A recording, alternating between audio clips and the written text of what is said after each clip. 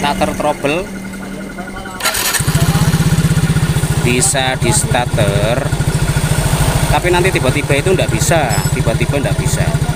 seakan-akan kayak aki ngedrop. Nah,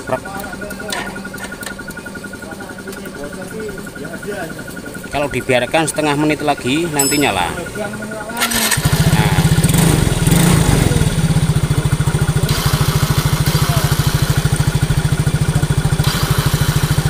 ini yang bermasalah di dinamo starter. Perlu saya informasikan, ini yang trouble bukan akinya, bukan switch rem, bukan tombol starter atau bendik starter. Ini yang bermasalah di bagian bawah atau di ujung as angker starter. Simak, jangan di skip biar paham. Mohon maaf kawan-kawan, tak dubbing ini suaranya karena hujan, suaranya itu trouble. Ini loh tahap pembongkaran dinamo yang tadi saya bilang itu trouble. Pas di starter nyala, kadang nyala kadang enggak. Ketika enggak nyala nanti dibiarkan setengah menit atau berapa detik lah, intinya itu nyala lagi gitu loh. Diganti aki baru pun sama, masih seperti itu. Nah, feeling saya atau analisa saya itu kalau jenis Yamaha, Matic Yamaha itu yang masalah itu biasanya kebanyakan itu di bagian angker dinamonya. Kenapa saya bilang seperti ini? Itu berdasarkan pengalaman gitu loh. Berdasarkan pengalaman yang sering saya temui. Kadang di starter berat, kadang bunyi nguk gitu, kadang seperti itu. Nah, ini tadi tahap pembongkaran. Tak perlihatkan biasanya bagian angker dinamo yang bagian ujung bawah itu sudah ngefong atau dekok lah, istilahnya orang Jawa itu dekok. Bentar, siapa tahu magnetnya ini lepas, tapi jarang sih kalau Matic Yamaha magnetnya lepas, itu jarang, enggak kayak Honda.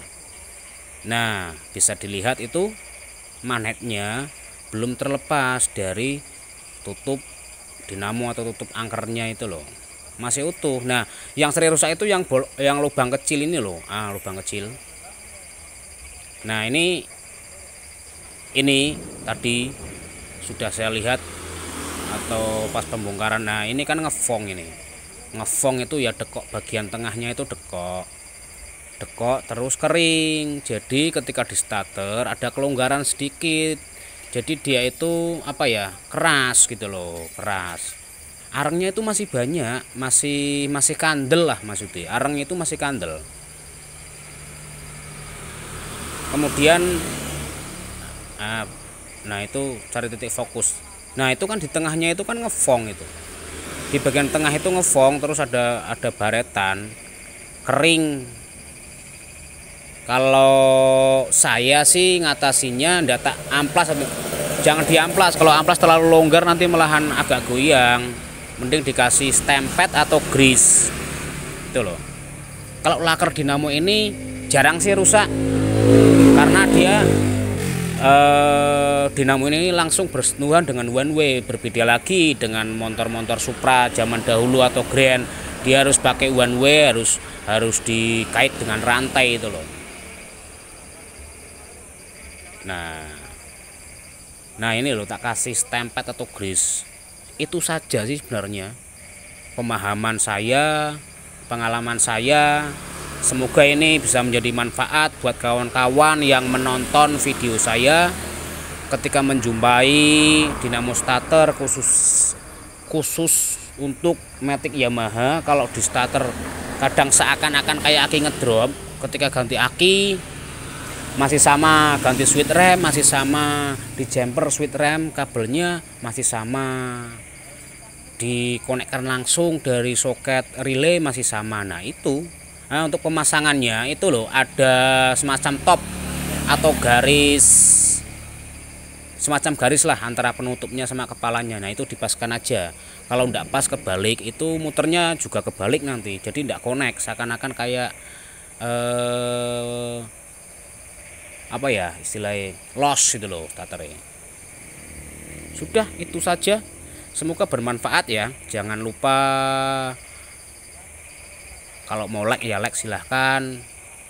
Saya ucapkan terima kasih. Intinya video ini bisa bermanfaat untuk semua yang melihat video ini. Terima kasih.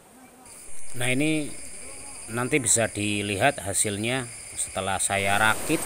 Nah, ini hampir selesai saya rakit, kemudian kawan-kawan bisa dengarkan ini hasilnya tanpa rekayasa. Kadang itu kita ketika menemui masalah seperti ini, yang disalahkan itu kalau ndak arm starter ya aki, kalau ndak ya switch rem, tombol starter. Intinya kita pahami dulu fungsi daripada komponen itu sendiri gitu loh, agar kita kerja itu ndak dibuat pusing dengan benda tersebut, karena kita sudah paham fungsi kerjanya seperti itu.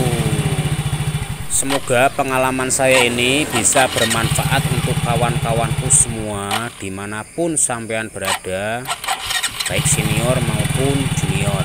Terima kasih.